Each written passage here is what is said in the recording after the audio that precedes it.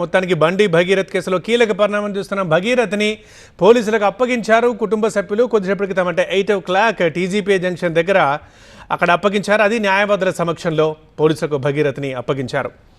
So మే 9 కొద్ది రోజులుగా కరెక్ట్గా చెప్పాలంటే వారం రోజులుగా తెలంగాణ వ్యాప్తంగా ఇదే చర్చ. ఆ మాటకు వస్తే 2 రాష్ట్రాలను దేశవ్యాప్తంగా కూడా ఇదే చర్చ.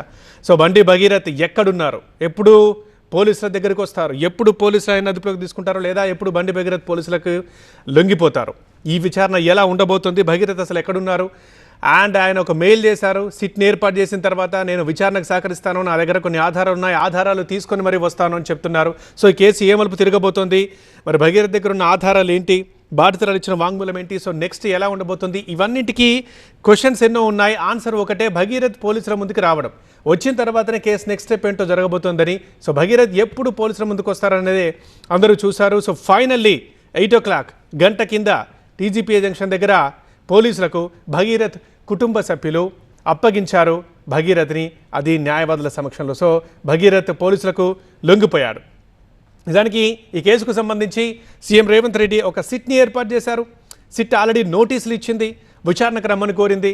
నాకు ఒక 2 రోజులు టైం కావాలి, నేను ఫ్రైడే వస్తాను, అది కూడా నా దగ్గర ప్రూఫ్స్ ఉన్నాయి, నేను తప్పు చేయలేదు, ఆ ప్రూఫ్స్ తీసుకొని వస్తానని చెప్పేసి భగీరథ్ చెప్పాడు. బట్ అయినా సరే సిట్ లేదు, ఖచ్చితంగా విచారణకు ముందే రావాల్సిందని మళ్ళీ నోటీసులు ఇచ్చింది. సరే భగీరథ్ చెప్పినట్లు శుక్రవారం కూడా విచారణ రాలేదు, బట్ శనివారం ఇవాళ లుకౌట్ నోటీసులు కూడా జారీ అయ్యాయి భగీరథ్ విషయంలో. ఇక ఇవాళ ఇలాగ లొంగిపోతారని ఉదయం నుంచి అనుకున్నట్లే లొంగిపోయాడు భగీరథ్.